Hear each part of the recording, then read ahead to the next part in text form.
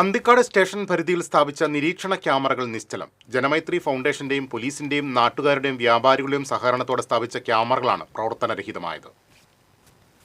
Station പരിധിയിൽ കളവുകളും ഗുണ്ടാസംഘങ്ങളുടെ അഴിഞ്ഞാട്ടവും വർദ്ധിച്ചതോടെയാണ് ക്യാമറകൾ സ്ഥാപിച്ചത്. കിഴുപ്പള്ളിക്കര, പെരിങ്ങോട്ടുകര, താന്ന്യം, അന്തിക്കാട്, കാഞ്ഞാണി, മണലൂർ, മനക്കൊടി, ആലപ്പാട് എന്നിവിടങ്ങളിൽ ലക്ഷങ്ങൾ ചെലവിട്ടാണ് ആധുനിക രീതിയിലുള്ള ക്യാമറകൾ സ്ഥാപിച്ചതും അന്തിക്കാട് പോലീസ് സ്റ്റേഷനിൽ നിരീക്ഷണ സംവിധാനം ഒരുക്കിയതും. ഇതിനെല്ലാം ആവശ്യമായ പണം കണ്ടെത്തിയത് വ്യാപാരികളിൽ നിന്നും പ്രവാസികളിൽ നിന്നുമായിരുന്നു. എന്നാൽ അതെല്ലാം പാഴായിപ്പോയ സ്ഥിതിയാണെന്ന് പ്രവാസി മുഹമ്മദ് റാഫി പറഞ്ഞു. 20ഓളം ക്യാമറകൾ ഇപ്പോൾ ഇവിടെ സ്ഥാപിച്ചിട്ടുണ്ട്. ഇൻഡിവിജ്വലായിട്ട് ഒരു പ്രവാസി തന്നെ 1 ലക്ഷം രൂപ തന്ന പ്രവാസിയുണ്ട്, 25,000 തന്ന പ്രവാസികളുണ്ട്. അങ്ങനെ നമ്മളെ ഒരു നാടിൻ്റെ സുരക്ഷയ്ക്ക് വേണ്ടിയിട്ടാണ് ഇത്തരം കാര്യങ്ങൾ ഇവിടെ ചെയ്തത്.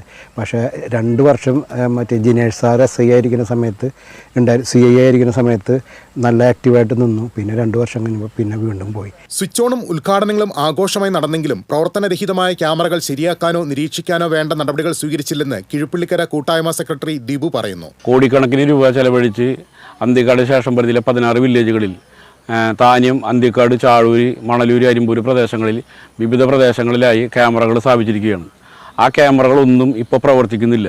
ഈ ക്യാമറകളുടെ NVR സിസ്റ്റം ഉൾപ്പെടെ സ്റ്റേഷനിൽ പ്രവർത്തിക്കാത്തത് മാറി മാറി വരുന്ന അന്തിക്കാട് SIമാരും അതുപോലെ SHOമാരും 3 മാസത്തിലും കൂടുതൽ ഒരാളും തന്നെ സ്റ്റേഷനകത്ത് ഇരിക്കാതെ ട്രാൻസ്ഫറായി പോകുന്നൊരു സ്ഥിതിവിശേഷമുണ്ട്.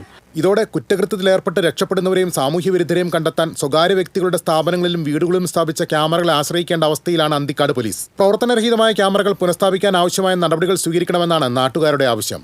TCV news, Triprayar.